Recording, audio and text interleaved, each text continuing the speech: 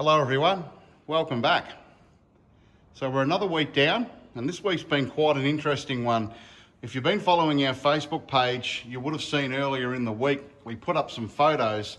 Now these photos look like it's BA1, but in reality it's not, because the timing's all completely wrong.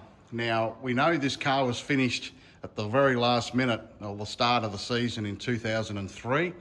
And these photos date back to January 03, and also there's a photo of it at Oran Park, and we know BA1 was actually on the racetrack when this photo was taken, so it can't be BA1. So we've gone back and had a bit of a look, and we've been able to work out, thanks to you guys, what chassis it is and how it all ties in, and it's quite an interesting story.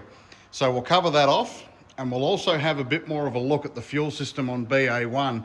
Now, we've started to tear it all apart, as you can see in front of me, and the news hasn't got a lot better, if I'm honest, but we're starting to chip through what we need to, I guess, source for this car and get an idea of the work we've got ahead of us. So we'll get into it now. This is the very latest from the workshop. Now, first of all, we'll cover off the mystery chassis and the details around the car that was used for the photo shoot early in 2003. Now, we put the photos up and we had a heap of response, and a lot of you have picked up that the car certainly looks like a full-blown V8 Supercar. It's got the hubs in it, it's got the roll bars, it's got the Larry bar, it's got a lot going for it to suggest it is a genuine V8 Supercar.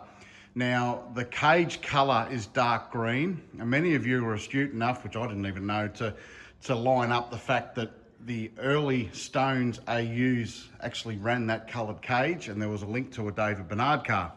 Now, a couple of comments were suggesting that it had an AU roofline and it was a converted AU. The AU roofline is totally different to the BA, and the car in shot actually is a BA roofline. So you can see here it's got a perfectly square edge on the screen. The doors and everything are the same, but the roof line's different. So don't mind the dust on the poor thing at the moment, but that's the BA roof line. And if we come around and have a look at an AU, you can see it's completely rounded. So it definitely is a BA, so we could rule that out pretty quickly. And that's the same on the front and rear screens. Now, the photo of Russell Ingall standing in front of what looks like this car was released on the 1st of January 2003. Russell quite infamously released these photos and made the SBR announcement on the 1st of January, literally to the second that he could, once his Perkins contract was finished.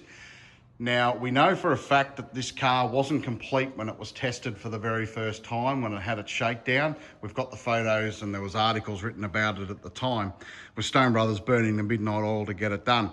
So it doesn't seem plausible that there was a photo in January of Russell standing in front of his new BA race car. Now, further to that point, if you have a look, or if you can remember, in 2002, Wayne Gardner wrote off the AU Falcon V8 Supercar at Bathurst, and quite a long story. Owen Kelly ended up crook, David Bernard ended up jumping across in FTR4 with Glenn Seaton for the race. But Stones had to build up a brand new car for David Bernard to race at Indy in the following couple of weeks. Now that dates it back in October, and Channel 10 did a story on that car being built. And if you have a look in the background of the story, there looks to be a BA shell in the background, and it looks very, very incomplete as far as a supercar goes. But it has got that square BA roofline, so it's a fairly safe bet to say that it was BA1 or BA2. And if you date it at the end of October, it was nowhere near even being at a point where the fabrication work was done. So certainly we can rule out at any suggestion that these photos with Russell early January was genuinely BA1. The beauty of the Facebook page and the social media is we get a lot of people reach out with information on these cars. Now, we were lucky enough to have a Stone Brothers team member reach out to us and explain exactly what this car was and how it all worked. So it turns out it's what they call a dollar car. Now, it was a development car from Ford. It was completely disabled, so no VIN number, no engine number, and the car didn't actually run from a liability point of view, so it was never driven. It had a fiberglass dashboard in it. It had a whole heap of development bits and pieces in it from Ford, and it turned up to Stone Brothers as a standard bog stock blue Falcon. Stones then put a roll cage in it, but it was made out of exhaust pipe, and they mocked it up to look like a V8 Supercar, but in reality, it just spent 2 years travelling around Australia at all the Caltex servos, but it was never actually a race car, but it was done to a point that it did present as one. Now you look back at this V8 Supercar era as a whole, and it's just something we'll never see again. You know, you could take cars off the assembly line, you could build them into race cars. There were development cars that were being utilised to be, you know, built up as mock-up cars. There was just so much going on, and it went well beyond just having a road registered car, stick it up in the race car colours. There was a lot of effort put in to promote the V8 Supercars brand, the team sponsors and the manufacturer. And again, you look back on it with a tinge of sadness that it's just something we'll never see again. And like the saying goes, you never know what you've got until it's gone.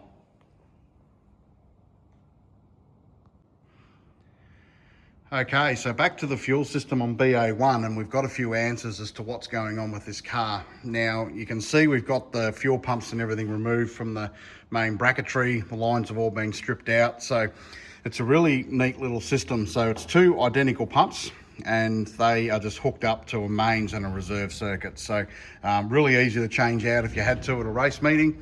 The whole harness and everything's all one piece, clearly marked, and it's really neat and tidy to work with. Now, the blockage in the bottom of the tank, we had a lot of people comment last week about what that might be. There was a lot of suggestions that it could be the fuel cell foam. Turns out it's not that. Now, we did a download, which I didn't think of last week. We downloaded the engine map that's in this car from when it was last running through the Motec system, and it looks like it's tuned up for E85, which is the ethanol blend fuel. And that sitting around, it doesn't like it at all. It tends to damage everything in its path. So it looks like everything was pumped out of the car bar that block segment in the pot, and unfortunately E85 sitting there has damaged everything it's touched. Now, we've stripped the lines and everything out of the pot, but we had to even drill some of the sensors out because they just would not come out. They were seized in there entirely. To give you an idea, one of the ones we did get out, which is a temp sender, if I can get that to focus, you can see how damaged that is. So inside that fuel pot isn't nice, but we have soaked it and done a few methods that you guys have suggested, and a few people in the game in the know, and it has certainly improved it, but we've got a little bit of work to do yet. Obviously, you know, replacing fuel pumps and filters and all that's fine. Obviously costs a bit, but trying to find one of these, you know, sitting on a shelf somewhere is going to be near on impossible, and it won't be a cheap thing to replace. So we're going to do everything we can to save that, because it's critical that that is right. The lines we covered off last week, they have a fair bit of gunk in them. They will clean them up the best we can. If we've got any questions at all, we'll replace them. Now we know what's caused it, and we'll push on from there. Now, that's the bad news. The good news, if we come back to BA1, and this we were thinking was going to be a massive issue. I'll get my little light to work here. So if we go back in the boot, if you have a look at the fuel system that's in the car, so basically from the fuel filter back through the car, through the cab, and into the fuel rail, if you have a look at those fittings there, try and do it without blocking the light, they're clean as a whistle. Now, it has got a little bit of residual fuel in it, but it hasn't crystallized, it hasn't done any damage. Now, we were thinking that if it had have gone through into those main lines, we were going to have to tear all this out. Now, we'll still flush it, but you can see it goes through the rear firewall. That's them just there. And they go down under the seat. They're wrapped up in that insulation there, right through, up under the firewall, up under the dashboard, and through into the engine bay. Now, that is effectively not filtered because the fuel filters are in the boot. So if there was going to be gunk come out of them, they'd go through into the injectors, lean the engine out, and that gets very expensive very quickly.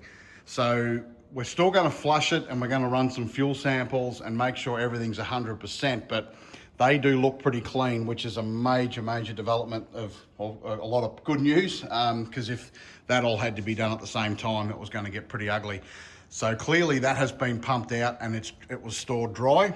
It's only basically between here, and if we work our way back to the pump, the lines and the pot, that's where the issue lies. So we'll focus our work on that and try and get that all cleaned up. Obviously a new set of pumps and filters. Now, we do have a fuel cell ordered for the car. It needs to be changed. It's not going to be here. It takes months to get here. So we're just going to leave this one in it for now so we can get the rest of the system done. But we'll continue tearing everything out of the boot. We'll get everything cleaned up, polished up, put back in, and we'll make it look like it used to back in the day, albeit a little bit more wear and tear.